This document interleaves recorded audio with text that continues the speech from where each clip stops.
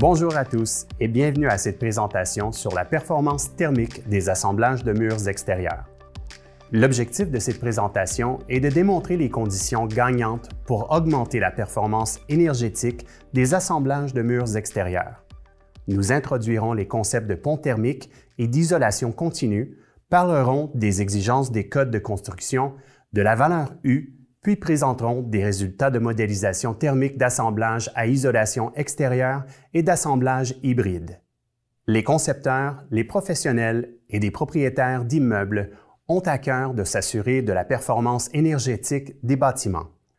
Évidemment, on ne veut pas que l'énergie utilisée pour chauffer ou climatiser un bâtiment soit perdue, que ce soit à cause d'une mauvaise isolation thermique ou d'assemblages qui permettent l'infiltration et l'exfiltration d'air. Les codes de construction nous obligent à tenir compte de la performance des assemblages et de la performance des bâtiments en général. Il existe de nombreuses exigences en ce qui concerne la quantité d'isolation à différents endroits dans les bâtiments, mais aussi concernant la consommation énergétique de toutes sortes de produits utilisés dans nos bâtiments. Une des exigences qui est apparue au cours des années est celle d'installer l'isolation de manière continue. Le concept est très simple. On veut limiter, sinon éliminer, les ponts thermiques. L'objectif est de s'assurer qu'il n'y a pas de connexion directe entre l'intérieur et l'extérieur qui puisse se faire par des matériaux conducteurs de chaleur. On évite ainsi que des fuites thermiques se produisent par la conduction à travers les matériaux. Dans certains types de construction, il est très difficile d'imaginer comment éliminer ces ponts thermiques.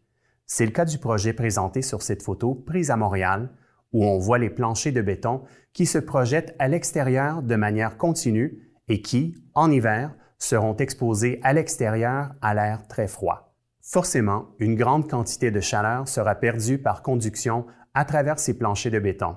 Certains systèmes de construction, celui-là en est un exemple, posent de grands défis à réaliser cet exploit qui est d'améliorer la performance thermique des murs extérieurs. Permettez-moi pendant quelques secondes de laisser de côté les murs et de parler de toiture.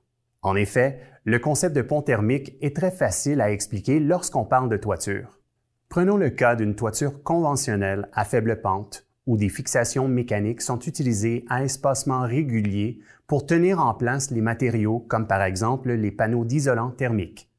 Ces fixations sont composées d'une vis en métal et d'une plaquette en métal et sont donc de très bons conducteurs de chaleur. La fixation traverse le système d'étanchéité à partir de l'extérieur, juste sous la membrane d'étanchéité à l'extérieur, jusqu'à s'accrocher au pontage métallique situé à l'intérieur du bâtiment. Vous êtes en hiver, une faible neige tombe, de sorte qu'il y a une fine accumulation de neige sur le toit.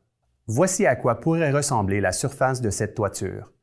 Comme illustré sur cette image, à chaque endroit où une fixation mécanique est présente, il y a un excellent pont thermique qui permet à une quantité appréciable d'énergie de quitter le bâtiment. Qu'est-ce qui se passe? À chaque endroit où il y a une plaquette de fixation, on voit la neige qui commence à fondre.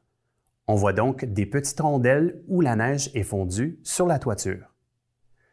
Si on changeait simplement le système de toiture fixé mécaniquement en le remplaçant par un système collé à l'adhésif, on réduit considérablement ou on élimine totalement les ponts thermiques d'une situation comme celle-là.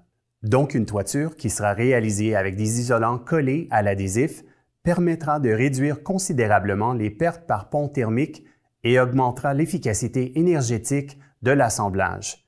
Sur une toiture, c'est facile à observer. On verra la fine couche de neige qui restera intacte. Dans le cas d'un mur vertical, il est quand même plus difficile d'y voir une fine couche de neige s'accumuler et de mettre en évidence des ponts thermiques par la fonte de neige. Mais on comprend bien que le concept est le même. Si le mur extérieur est sujet à des ponts thermiques importants, il y aura aussi des pertes énergétiques qui ne seront pas nécessairement visibles, mais qui vont avoir un impact sur le coût de chauffage ou de climatisation du bâtiment.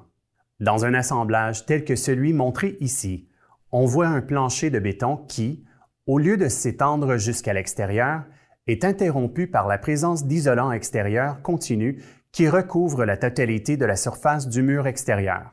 La possibilité de fuite thermique à travers une composante structurale est grandement réduite par la présence de l'isolation extérieure continue. Les codes nous donnent des exigences minimales de performance sur le plan énergétique de divers assemblages et les murs extérieurs en font partie. Voici un tableau qui est extrait du Règlement sur l'économie d'énergie dans les bâtiments applicable dans la province de Québec. Les exigences sont claires. On doit obtenir un minimum de performance énergétique pour un mur extérieur afin d'offrir aux propriétaires un bâtiment dont la performance énergétique sera satisfaisante.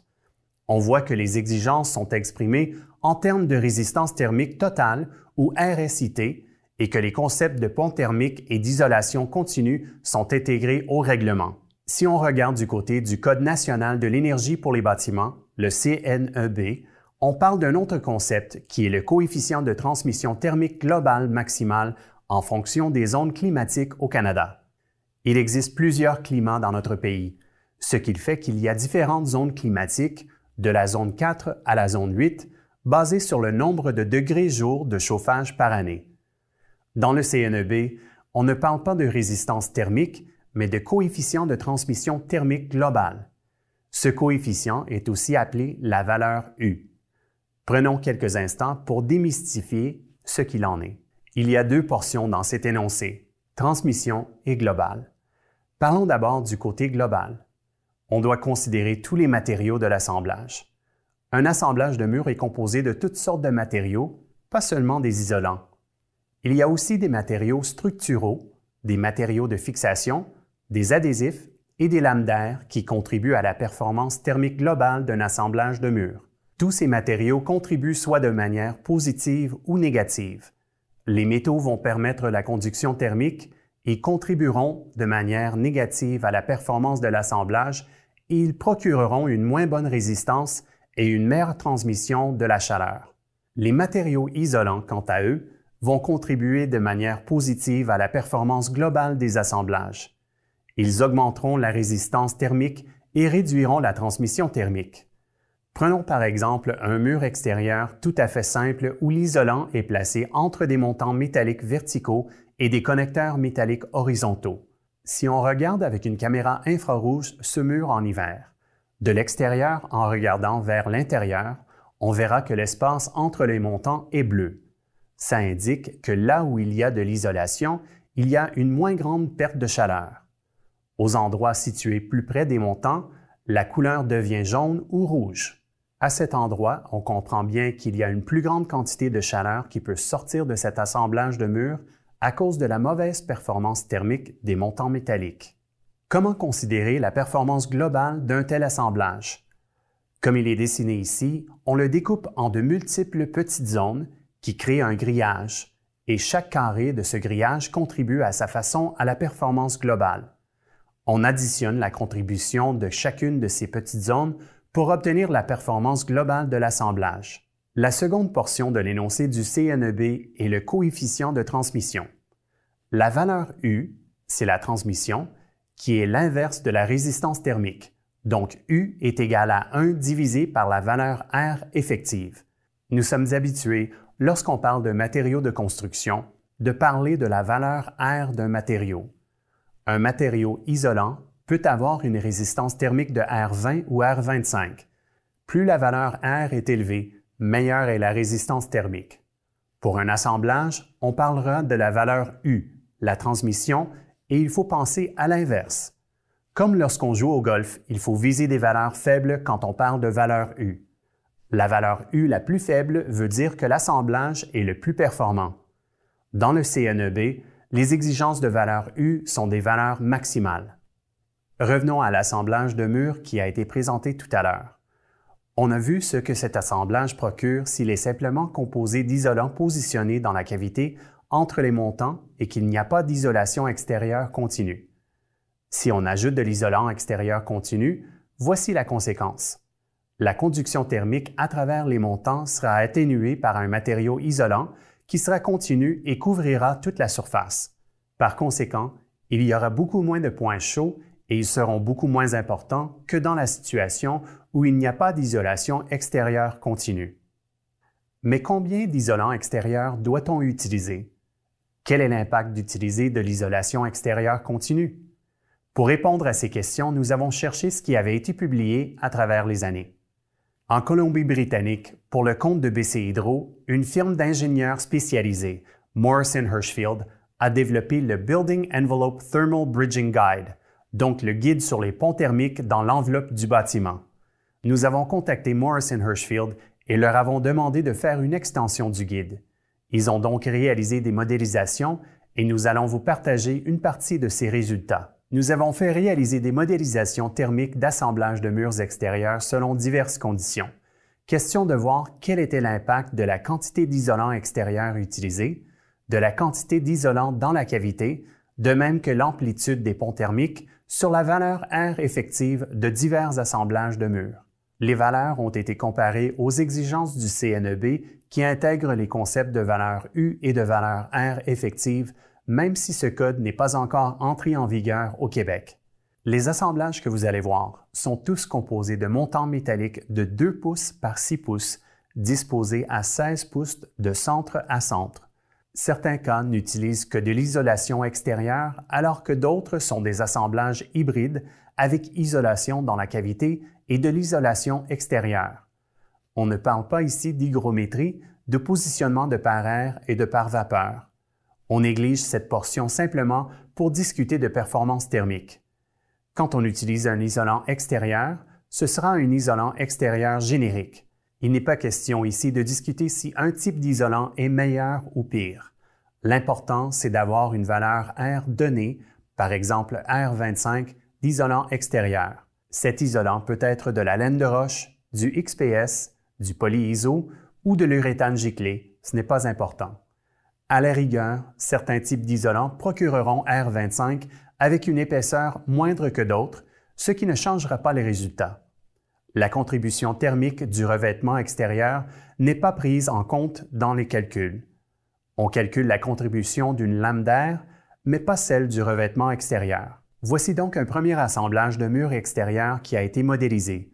Nous le savons, cet assemblage ne devrait jamais voir le jour, mais nous devions commencer avec un assemblage dont la performance est affaiblie par des ponts thermiques importants. Avec un tel assemblage, utilisant des barres en Z verticales alignées sur les montants de la charpente à tous les 16 pouces, on obtient une valeur U de 0,47 ou une valeur R effective de 11,9. Alors qu'on utilise un matériau isolant à R25 à l'extérieur, l'assemblage procure une valeur R effective de 11,9, ce qui représente une bonne perte. Même si on ajoutait de l'isolant extérieur jusqu'à R40, ce ne serait pas encore suffisant pour respecter les exigences du code. Une des leçons à tirer, c'est que si on veut utiliser l'isolation extérieure, elle doit être continue. Si elle n'est pas continue, autrement dit, si elle est interrompue à chaque 16 pouces par une pièce métallique comme dans cet assemblage, on n'atteint pas l'objectif visé et c'est pour ça que cet assemblage est aussi peu performant. Pour s'améliorer un peu, au lieu d'utiliser des barres en Z, on utilise un système générique de rails avec des clips. La différence entre l'assemblage précédent et celui-ci est simplement le mode d'attachement du revêtement extérieur. Avec des espacements sur les clips de 24 pouces de centre à centre, toujours avec l'isolation extérieure continue à R25, on atteint dans ce cas-ci une valeur R effective de 18,9. On a quand même fait un pas dans la bonne direction de sorte que cet assemblage est maintenant conforme aux exigences du code pour la zone 4, la zone la moins sévère du pays. Si on change une fois de plus et qu'on réduit encore l'amplitude des ponts thermiques en utilisant des ancrages à maçonnerie, ce qui implique que l'assemblage sera complété par revêtement de briques, on va obtenir une valeur R effective de 21, toujours avec R25 d'isolant extérieur. C'est vraiment une nette amélioration qui est essentiellement liée à la réduction des ponts thermiques. Cet assemblage est aussi conforme aux exigences du code pour les zones 4 et 5. Si on fait la comparaison entre les trois assemblages, la valeur R effective passe de 11,9 pour le système vraiment mauvais à 18,9, puis à 21 pour le système plus performant. À titre indicatif, le pourcentage de rétention de la valeur R25 est indiqué, passant de moins de 50 % à près de 85 %. Il y a évidemment d'autres façons d'améliorer la performance de ces assemblages. Si on remplace la structure d'acier par des montants en bois, on améliore un petit peu. Si on utilise des clips isolés, des ancrages du parement extérieur plus évolués, démontrant de meilleures performances thermiques, on pourra aussi s'améliorer. La relation entre la valeur R nominale d'isolant extérieur utilisé et la valeur R effective est une relation qui est quasi linéaire. Pour l'assemblage le moins performant, la courbe atteint un genre de plateau à mesure qu'on augmente la quantité d'isolant extérieur. Ce graphique compare les trois assemblages. La courbe bleue est pour l'assemblage avec les barres Z, la courbe rouge est l'assemblage avec les clips et la courbe verte est celui avec les ancrages à maçonnerie. Pour une valeur R nominale d'isolant extérieur donnée, par exemple R25, on voit clairement que la contribution des ponts thermiques est beaucoup plus importante que la quantité d'isolant utilisée. Il y a une leçon à tirer assez évidente. Plutôt que de tenter d'ajouter de l'isolant, trouvons une méthode pour réduire l'amplitude, c'est-à-dire réduire le niveau de pont thermique à l'intérieur des assemblages de murs. Une autre façon d'augmenter la performance est d'ajouter de l'isolant dans la cavité. Reprenons les trois mêmes assemblages et au lieu d'avoir un mur qui est entièrement isolé de l'extérieur, faisons un assemblage qui est aussi isolé à l'intérieur de la cavité. Ajoutons donc R20 dans la cavité pour chacun de ces trois assemblages, que ce soit par des nattes de fibre de verre ou de la cellulose. Alors, qu'est-ce que ça va donner si on conserve notre isolation extérieure à R25? Dans le cas de l'assemblage le moins performant, la valeur R effective passe de 11 à 18. Ce n'est toujours pas suffisant pour respecter l'exigence du code. Encore une fois, cet assemblage est tellement mauvais en termes de pont thermique qu'il ne devrait pas être utilisé. Si on prend l'assemblage suivant, où on a ajouté de l'isolant R20 dans la cavité à un assemblage avec des rails et des clips, on obtient une valeur R effective de 26,6, ce qui est suffisant pour satisfaire les exigences du code. Dans le cas de l'assemblage avec des ancrages à maçonnerie, on atteint une valeur R effective de 28,3 avec l'isolant de R20 dans la cavité.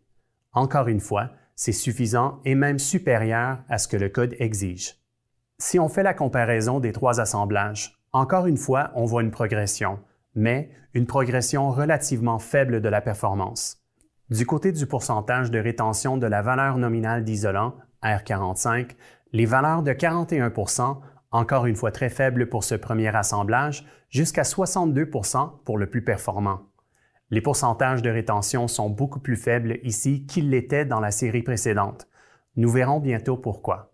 L'impact de la valeur R de l'isolation extérieure dans ce type d'assemblage est aussi une relation quasi linéaire. La différence entre l'assemblage qui n'a pas d'isolant dans la cavité et celui qui en a est d'environ R7. Donc l'espace entre la courbe bleue et la courbe rouge, à une même valeur donnée d'isolant extérieur, nous indique que l'ajout de R20 dans la cavité de cet assemblage ne procure que R7 de plus en valeur R effective. Ce n'est pas beaucoup, mais ça peut suffire à rendre conforme au code un assemblage qui n'a pas d'isolant dans la cavité. Un petit récapitulatif des 6 assemblages présentés jusqu'ici. On voit qu'entre la série du haut, qui compte les assemblages où il n'y a pas d'isolant dans la cavité, et la série du bas, où on a ajouté de l'isolant dans la cavité, les pourcentages d'efficacité diminuent. Ils diminuent parce qu'on a ajouté de l'isolant qui est, encore une fois, discontinu. La différence à gauche n'est pas vraiment très élevée parce que les deux types d'isolants sont utilisés de manière discontinue. Mais à droite, la différence est significative. On ajoute dans la cavité un isolant de valeur nominale R20, mais en fait, cet ajout se traduit seulement par une valeur effective de R7 parce que la charpente métallique interrompt la capacité de l'isolant à faire son travail. À chaque 16 pouces, une composante métallique permet à la chaleur de s'échapper. Le tableau présenté ici indique l'épaisseur d'isolant extérieur qui doit être utilisée pour que l'assemblage isolé exclusivement par l'extérieur et utilisant des ancrages à maçonnerie soit conforme au CNEB, en fonction des zones climatiques du Canada et du type d'isolant utilisé. Remarquez les épaisseurs très élevées qui sont requises et qui rendent peu pratiques certains de ces assemblages. Voici la même information, mais pour l'assemblage hybride comportant de l'isolant dans la cavité en plus de l'isolant extérieur continu. Les épaisseurs requises ont été largement réduites par la présence d'isolant dans la cavité. Par la suite, on a quand même voulu voir l'impact d'augmenter encore un peu la valeur nominale d'isolant dans la cavité. Imaginons un ensemble où on utilisera une valeur nominale de R25 en isolant extérieur continu et pour l'isolant dans la cavité, faisons un combo avec 2 pouces de mousse de polyuréthane giclée et comblons le reste de la cavité avec de la cellulose. Cet assemblage nous donne R24 de quantité d'isolant à l'intérieur de la cavité. Un tel assemblage obtient une valeur R effective de 32,6. On voit sur ce graphique qu'à partir d'un assemblage où il n'y a pas d'isolant dans la cavité, jusqu'à un assemblage qui a R20 puis R24 dans la cavité, il se produit une progression de la performance énergétique qui est aussi quasi linéaire. En résumé, il faut concevoir en ayant en tête de diminuer la valeur U, d'augmenter la valeur R effective pour que les assemblages de murs extérieurs soient des plus performants. Il faut intégrer l'isolation continue, s'assurer qu'elle est bien continue et il faut réduire les ponts thermiques car ces ponts thermiques ont un impact significatif et parfois plus important sur la performance totale de l'assemblage par rapport à l'utilisation d'isolants continus ou même la quantité d'isolants utilisés. Voilà qui conclut ce webinaire. Merci de votre attention. Nous espérons que vous avez trouvé le webinaire informatif et que nous pourrons en organiser un autre bientôt. D'ici là, nous vous invitons à visiter le site web de Soprema pour en apprendre plus sur nos produits.